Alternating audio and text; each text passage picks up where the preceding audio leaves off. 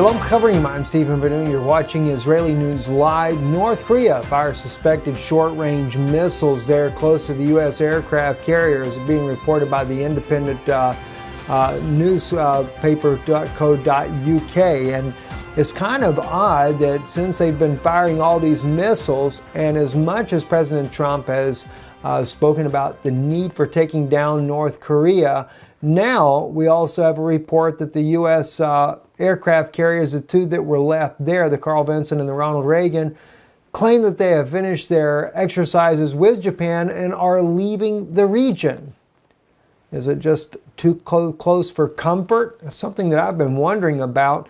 And is it the fact that the United States is more concerned that they would have to take on the Chinese military and the Russian military at the same time of dealing with Kim Jong-un, the North Korean leader?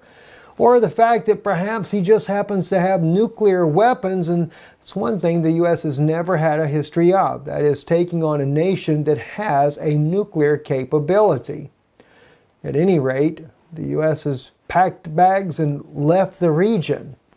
Now, I don't think that's the case, of course, of South Korea and the U.S. military's presence there, or the B-1 bombers, and the THAAD system, by the way, the high-altitude defense system, is not going anywhere, despite how much China is not very happy about this idea. Moving on, also in other news, North Korea's ICBM test launch is not far away. It will tackle the hostility policy of the U.S., according to state media reporting there inside of North Korea. In fact, on one of their state media television programs, they show a nuclear bomb going off, and North Korean news agent reporting that a third world war was very near at hand. So maybe President Trump is rethinking the situation with North Korea, very concerned about how big this could get out of control, especially along the lines of the fact that they're still dealing with Syria. And where the U.S. really would like to take advantage of, and that's to topple President Bashar al-Assad, take out Iran, and even destroy Hezbollah inside of Lebanon before leaving this region of the world. And that also may drag Russia into the theater. But in that case, it wouldn't drag China in as well, only Russia. Something the U.S. probably feels a little bit safer about taking down Russia than they do China and Russia together. Clearly, the Bible says in Daniel's prophecy that tidings out of the east and out of the north trouble him, and he goes away to take away many. All right, so as we look here on this particular tweet here, this is Russian MOD map shows Syrian army reach Iraqi border northeast of Tanf or Al-Tanf. Next to the step is Al-Bukamal, and a huge blow to U.S.-Syria's agenda. And by the way, the picture that you can see on your screen right here, try to make it a little bit bigger for you so you understand what's really going on.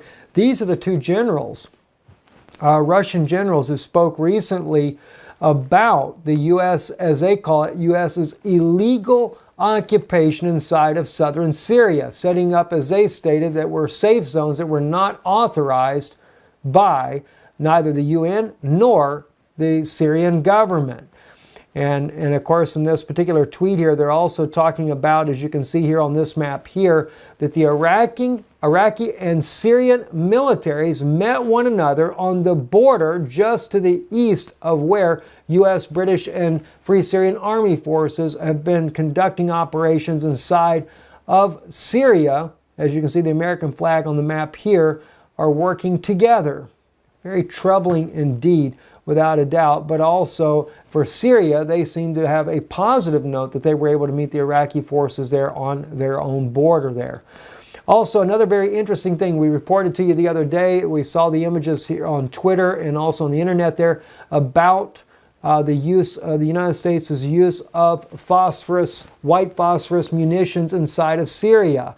And today, the New York Times has come out with an article, U.S.-led forces said to have used white phosphorus in Syria, and they tackle this question. And although one American military official spoke on the condition of anonymity there, he did not rule out the fact that the U.S. does possess the white phosphorus in the Syrian theater there, and the possibility that it could have been used. But as he also stated, U.S. policy has always been to use it only for a smoke screen, something we had mentioned here as well on Israeli News Live, but not to rule out the possibility that it was actually used in where ISIS stronghold inside of the Syrian country there.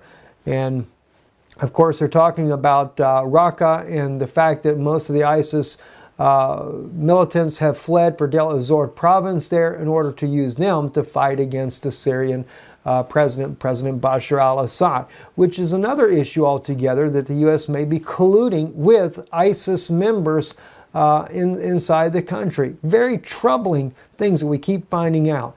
Another thing I wanted to bring to your attention here, another new thing that came out today. Of course, this is where Christiane Amanpour, CNN's journalist, hands Foreign Minister Sergei Lavrov the picture of the famous picture that this young little boy here that supposedly was injured in a Russian airstrike. The white helmets rescued the little boy, ran him immediately to an ambulance, but rather than treating him for his apparent head injury, began to photograph him, which the photographs go viral.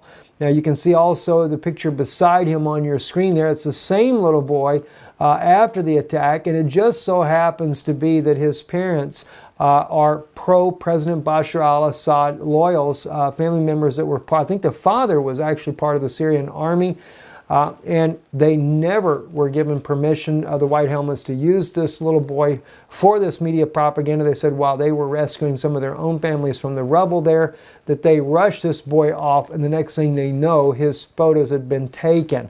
Now, the father of this little boy also states, in fact, I think his mother as well, that this was never an air assault by the Russian or Syrian government. They said, in fact, they never heard any airplanes overhead, but they believed it to be some type of a bomb that went off or a ground mortar or something of that effect there that caused the collapse of the building.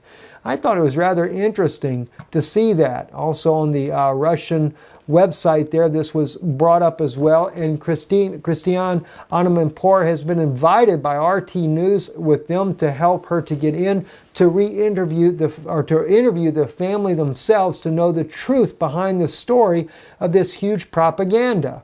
And as they stated, it's funny how that CNN made sure that they could get in there to film or to film other issues there, but when it comes to clearing up a propaganda lie, they seem to be avoiding that altogether. One other thing I wanted to bring out to your attention as well was Duterte, the president of the Philippines, claims that he never approached U.S. for help in a battle against Islamic State militants. It's almost as if the U.S. just happened to show up inside of his country to help battle the Islamic State, which kind of makes you wonder, at least in my opinion here, how did the Islamic State even get started in the Philippines to begin with? We know that President Duterte has been very much, especially during President Obama's time, very much critical of President Obama. Not as much with President Trump, but it just seems like that everywhere that there's problems in the world that some people in power don't like, the Islamic State happens to show up and destabilize nations. Of course, never fear, U.S. Special Forces will always be close at hand to help bring this under control. And that's nothing against our U.S. Special Forces, but sometimes I cannot help but wonder if the deep state does not manipulate the situations around the world and use good-hearted American people that do have a heart to want to help others for some agenda that they have that's a little bit deeper rooted into evil. I'm Stephen Benoon. You're watching Israeli News Live. Don't forget, if our broadcasts are a blessing to you, do support the work we do here. We can't do it without your help. IsraeliNewsLive.org. You can donate there. God bless you and shalom.